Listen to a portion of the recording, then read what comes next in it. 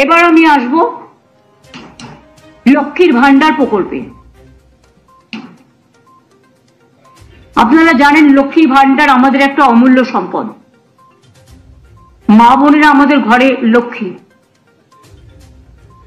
এই প্রোগ্রামটা first start করে বেঙ্গল। বেঙ্গল এখন মডেল হয়ে গেছে।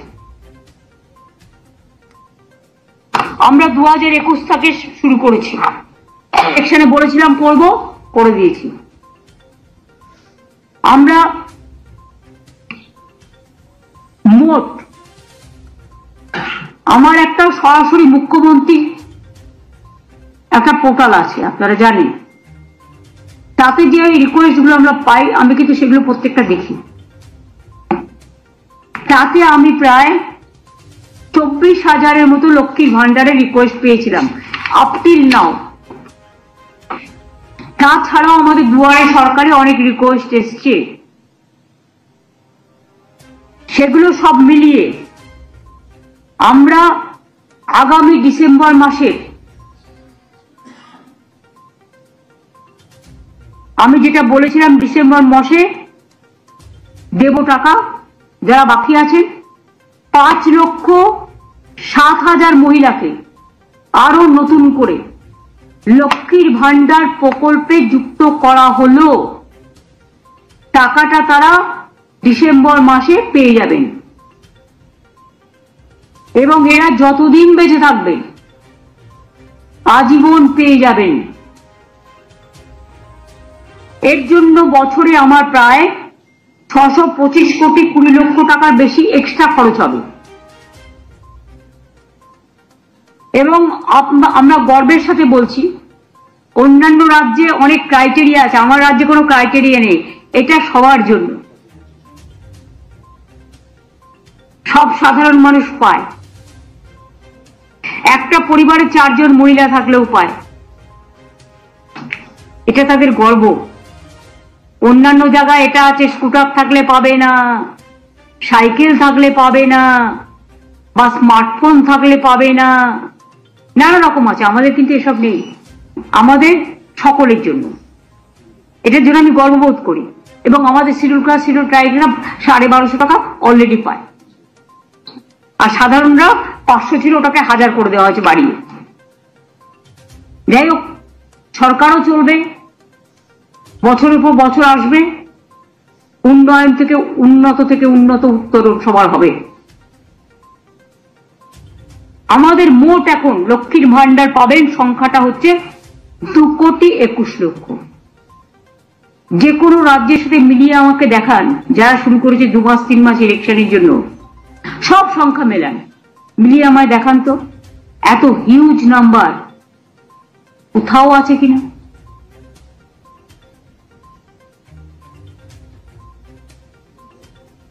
এবং শুধু তাই নয়, ওই বিধবা ভাতা করে নতুন করে তাকে অ্যাপ্লাই করতে হবে না। যখনই 60 বছর হয়ে যাবে অটোমেটিক্যালি সে সারা জীবন পাবে। মানে ওইটাই বিধবা ভাতা লক্ষ্মী ভান্ডারে চলে যাবে, বিধবা ভাতা বার্ধক্য ভাতা হিসেবে। তাকে আর অ্যাপ্লাই করতে হবে না। অ্যাপ্লাই করলে পায় না, পড়ে থাকে, কারণ ওখানে আবার সেন্ট্রালের টাকা আসতে লাগে।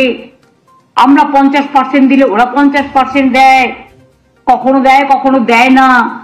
যেমন আবাসের টাকা বন্ধ, ওখানে সেন্ট্রাল গভর্নমেন্ট একা টাকা দেয় না। নামটা প্রধানমন্ত্রী আবাস যোজনা, কিন্তু 40% টাকা আমাদের দিতে হয়। ইলেকশনের সময় পোস্টারিং করে, ঘর ঘর মে জল দিয়া 75 ভাগ খরচ আমরা দিচ্ছি টাকা দিয়ে, মনে রাখবেন। কিন্তু পিএইচির কাজটা স্লো চলছে বলে আমরা একটা মিটিং করতে আমি সিএসকে বলেছি already. I am not satisfied. Pipe পড়লেও অনেক জায়গায় লোকে জল পায়নি, এটা আমার কাছে খবর আছে। এবং আমি বলেছি এটাকে কি করে তাড়াতাড়ি করা যায়, স্পিড আপ করা যায়। যারা করবে না, নন কোঅপারেশন করবে, তাদের সরিয়ে দাও, দরকার হলে নতুন লোক দিয়ে কাজ করো। কিন্তু আমরা চাই আর 2 বছরের মধ্যে, আমি তোমাদের টাইম দেবো 1.5 বছর, আমি 1 বছর দিলে আরো খুশি হব। আর আমি জমি তখন নতুন করে আবার দেবো, আগে যেখানে পাইপ পড়ে আছে সেই জলগুলো আগে কমপ্লিট করবে, তারপরে। অনেক জায়গায় পাইপ লাগিয়েছে, জল পৌঁছায়নি, এই কমপ্লেন আমার কাছে আছে। ফার্স্ট টু সলভ দিস, তারপর আমি আবার জমি কিনবো, কিনে দেবো। জমি তো আমার টাকায় কিনতে হয়, মেনটেনেন্স তো স্টেট গভর্নমেন্টকে করতে হয়। সুতরাং এটা সিরিয়াসলি দেখতে হবে, এটা আমার প্রায়োরিটি প্রোগ্রাম নাম্বার 1।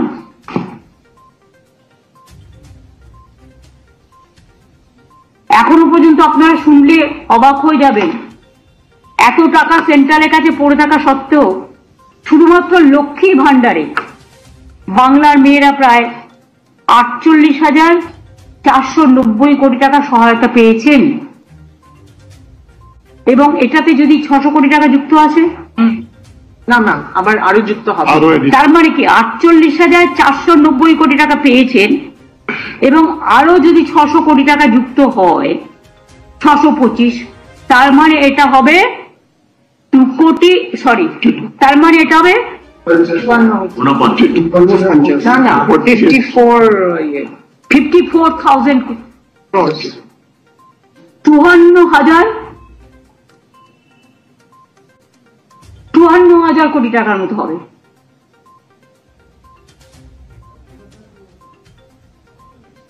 এটা গর্বের কি গর্বের নয়। লোক সংখ্যা আমাদের বেশি, মনে রাখবেন। আপনি উত্তরাখণ্ডকে বাংলার সাথে তুলনা করতে পারবেন না। Population, density of population is very high. Mumbai তো 2 মাস আগে চালু করেছে, সবাই পায় না, অনেক রেস্ট্রিকশন। প্রধানমন্ত্রীর বাড়ি, পাকা বাড়ি পাবে কোত্থেকে গরিব লোক? স্মার্টফোন থাকলে পাবে না, স্কুটার থাকলে পাবে না, নানা রকম ক্রাইটেরিয়া আছে। আমাদের ক্রাইটেরিয়া একটাই, গরিব মানুষ, সাধারণ মানুষ, যাদের প্রয়োজন আছে। সেন্ট্রাল একটা কৃষকদের সাহায্য করে, বলে দেয় 3 একর জমি থাকলে। বলতে পারেন বাংলায় কটা লোক আছে যার 3 একর জমি আছে? 3 একর জমি মানে কি? 1 একরে সম্ভবত 18 বিঘে বা 19 বিঘে, 3 বিঘে। আর 3 বিঘে মানে 1 বিঘেতে 19 কাঠা না 20 কাঠা, 20 কাঠা, 20 কাঠায় 1 বিঘে। তার মানে 60 কাঠা থাকলে তবে সে পাবে টাকাটা। আমাদের কিন্তু তা নয়, আমাদের 1 কাঠা জমি থাকলেও সে 4,000 টাকা পাবে, আর 1 একর জমি থাকলে সে বছরে 10,000 টাকা পাবে। এই হচ্ছে পার্থক্যটা, বুঝে যায়। এবং আমাদের বর্গাদাররাও পায়, অন্য কেউ নয়, অন্য কোনো রাজ্যে হয় না। তাই লক্ষ্মীর ভান্ডার আরো প্রায় নতুন করে ডিসেম্বরে আরো 5,07,000 মহিলারা যারা নাম লিখিয়েছিলেন বা আমার সরাসরি মুখ্যমন্ত্রী পোর্টালেও পাঠিয়েছিলেন, তাদেরটাও চেক করা হয়েছে, ওই লিস্টের মধ্যেই আছে। সুতরাং দুয়ারে সরকারও অ্যাপ্লাই করেছিলেন, সুতরাং তারা পাচ্ছেন। সংখ্যাটা হয়ে যাবে 2,21,00,000। যারা হয়তো 60 বছরে অ্যাপ্লাই করেছিল, আজকে হয়তো তার বয়স হয়ে গেছে 65 বছর, কারণ লক্ষ্মীর ভান্ডারটা শুরু হয়েছে 60 বছর যখন তার বয়স, বা 61 বছর যখন তার বয়স, তখন সে পায়নি। আগে তো এই নিয়মটা ছিল না। এখন যেহেতু নিয়মটা করে দেওয়া হয়েছে, সারা জীবন পাবে, কাজে সেই বিধবারা কিন্তু এর আন্ডারে চলে আসছেন, লক্ষ্মীর ভান্ডার প্রজেক্টে বা বার্ধক্য ভাতার প্রোগ্রামে চলে আসবে মহিলাদের। তা সত্ত্বেও 43,900 জন স্বামীহারা মহিলাকে বিধবা ভাতা নতুন করে দেওয়া হচ্ছে ডিসেম্বর মাস থেকে। এর ফলে রাজ্য জুড়ে 20,32,000-এরও বেশি স্বামীহারা মহিলা বিধবা ভাতা অলরেডি পান। তাছাড়াও আরো 43,900 জন পাবেন নতুন করে। এর জন্য রাজ্য সরকারের প্রতি বছর খরচ হয় 2,450 কোটি, এবং এবারে খরচটা দেয়া নেই, সেটা নিলে আরো বেশি হয়ে যাবে, এইটা 3,000 কোটি টাকার মতো হয়ে যাবে। অর্থাৎ বিধবা ভাতাও নতুন করে পাবেন ডিসেম্বরে আরো 43,000 যারা নাম লিখিয়েছেন। বাদ বাকি আরো যারা থাকবেন, কাউকে আমরা লক্ষ্মীর ভান্ডারে অ্যাডজাস্ট করব, কাউকে সংখ্যালঘু দপ্তর আছে, ওদের একটা প্রোগ্রাম আছে, কারো ট্রাইবেল ডিপার্টমেন্ট আছে। এটা আমি পুরো সার্ভে করে দেখে আস্তে আস্তে আস্তে আস্তে টেক কেয়ার করব। এছাড়াও আপনারা জানেন আমাদের ফিজিক্যালি চ্যালেঞ্জ, বিশেষভাবে সক্ষম যে ছেলে মেয়েরা, তাদেরও আমরা মানবিক ভাতা দিই। আগামী ডিসেম্বর মাস থেকে আরো 19,000-এরও বেশি বিশেষভাবে সক্ষম মানুষকে মানবিক ভাতা দেয়া হবে। এর জন্য কিন্তু বাড়তি আমাদের প্রায় 23 কোটি টাকা খরচ হবে। এখনই রাজ্য জুড়ে 7,50,000-এর বেশি বিশেষভাবে সক্ষম মানুষ মানবিক ভাতা পাচ্ছেন, যা প্রায় 900 কোটি টাকা ব্যয় করে বছরে।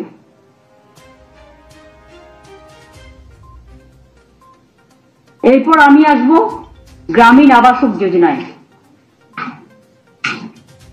গ্রামীণ আবাসক যোজনায়, যেটা প্রধানমন্ত্রী আবাস যোজনা, নামটা প্রধানমন্ত্রী, তাদের নামে করতে হবে, কারো না কারো নামে।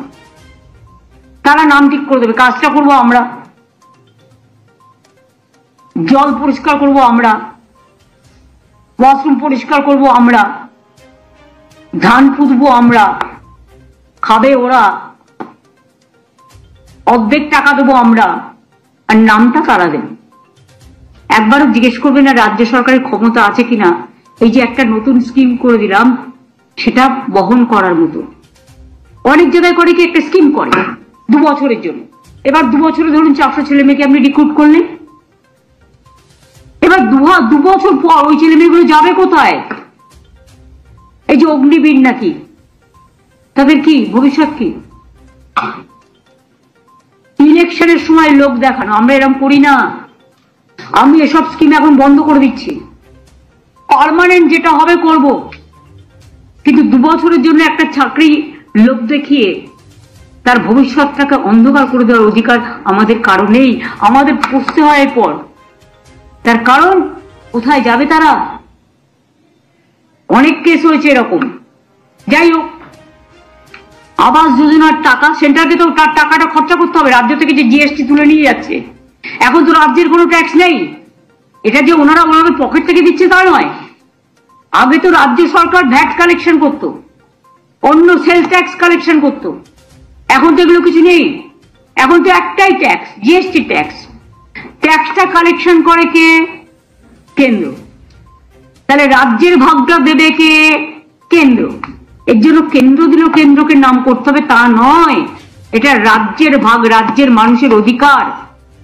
সে একটা রেস্টুরেন্টে গেলেও, একটা কাপ চা খেলেও তাকে জিএসটি ট্যাক্স দিতে হয়।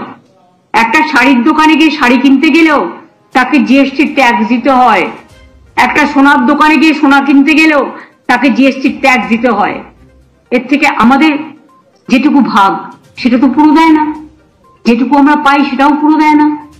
সেই টাকা থেকে মনে রাখবেন আমাদের অংশটার মধ্যে থেকে আবাস যোজনায়, মানে প্রধানমন্ত্রীর নামে আবাস যোজনা করেছে, তাতে 60% টাকা ওরা দিত, দেওয়ার কথা 100%, কারণ ট্যাক্সটা যেহেতু এখান থেকে কালেকশন করে নিয়ে যায়। আর আমাদের কত দিতে হয়? 40%। তাহলে এবার বলুন, গ্রামীণ যোজনা, আবাস যোজনা রাজ্য সরকারের ডাইরেক্ট টাকা ছাড়া হবে? নামটা হবে প্রধানমন্ত্রী। কই, মুখ্যমন্ত্রীর নামে তো আমি কোনো প্রোগ্রাম আজ পর্যন্ত করিনি, কেন করব? কাজে মানুষের পরিচয়। এমন কোন দুঃসময় আসেনি যে আমাদের নামে স্কিম করতে হয়। স্কিম করতে গেলে বড় মানুষদের নামে করো, বীরদের নামে করো, বীর জওয়ানদের নামে করো, যারা সমাজের সংস্কৃতির গর্ব তাদের নামে করো। বাংলার অনেক ভাষা আছে, সেই ভাষার মান উত্তরণ করো, উন্নয়নের নামে করো, কিন্তু নিজের নামে program no, I don't support. Even আমি এটাও চাই না একদিন না একদিন সব মানুষেরই জীবন শেষ হয়। যদি আগামী 10 বছর বাদেও আমার মৃত্যু হয়, আমি চাই না আমার একটা স্ট্যাচু কেউ তৈরি করুন। আমার বাবা মার মৃত্যুর পরে অনেকে আমাকে বলেছিল ট্রাস্ট করবে, খেলার মাঠ করবে, স্ট্যাচু করবে, আমি কাউকে কিছু করতে দিইনি।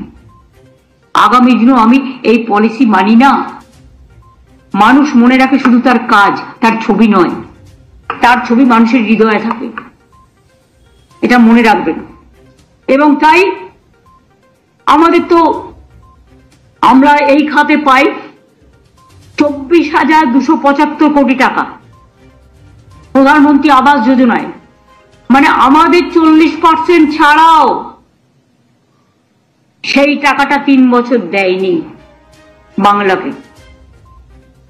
বর্ষা হলে, বন্যা হলে বেচারা মাটির ঘরগুলো ভেঙে ভেঙে চুরচুর হয়ে যাচ্ছে। কেউ একটা ছোট্ট ইটের গাঁথনি করলে, কেউ ছোট্ট একটা বারান্দা করলো বা কিছু ইট দিয়ে একটা জানলা করলো, সেও পাবে না এই বাড়ি। স্মার্টফোন থাকলে পাবে না। এসিসিসির একটা লিস্ট আছে, খায় না মাথায় দেয় ভগবান জানে। আমরা আসার পরে প্রায় বামফ্রন্ট সরকার রেডি করে রেখেছিল, ওইটাই করতে হয়েছে। সেটাতে তো অর্ধেক গরিব লোকের নামই নেই প্রায়। এখন করলে দেখবেন টোটাল চেহারাটাই বদলে গেছে। তা সত্ত্বেও মনে রাখবেন যে আমরা বলেছি আমাদের টাইম টু টাইম, এখনো যতদূর আমি জানি 36 লক্ষ মাটির বাড়ি সারা বাংলায় আছে। বা ধরুন পাকা বাড়ি, যেটা ধরুন মাটির বাড়িতে একটা ইটের দেয়াল করেছে, অনেকে করে কি সার্ভের নাম করে বাদ দিয়ে দেয়। কেন? একটা ইটের দেওয়াল কি কেউ করতে পারে না নাকি? তুমি বাথরুমটা যদি ইটের করে দাও একটা মাটির বাড়িতে, তাহলে তোমার একটা ইটের দেওয়া থাকলে প্রবলেমটা কিসের? যে গরিব হয়, তার বৃষ্টির ছাঁটে টোটাল দেয়ালটাও তো ধুয়ে যায়। একটা বাড়ি অর্ধেক ভেঙেছে, তুমি অর্ধেক টাকা দাও। আরে একটা মাটির বাড়ি, এটা হচ্ছে সহজ বুদ্ধি, যে অর্ধেক ভাঙলে পুরোটাই পড়ে যায়, কারণ মাটির ভিতটা নষ্ট হয়ে যায়।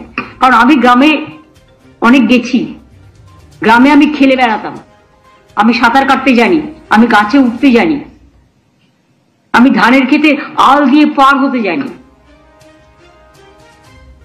এটা বললে কেউ হয়তো ব্যঙ্গ করে বলবে উনি সব জানেন। না, আমি সব জানি না, ওরা অনেক জানে। কিন্তু যেহেতু আমার একটা অভিজ্ঞতা আছে, আমি ছোটবেলায় প্রতি বছর স্কুল মানে ক্লাস 7 পর্যন্ত প্রতি বছর পরীক্ষার পরে 1 মাস করে গ্রামে থাকতাম।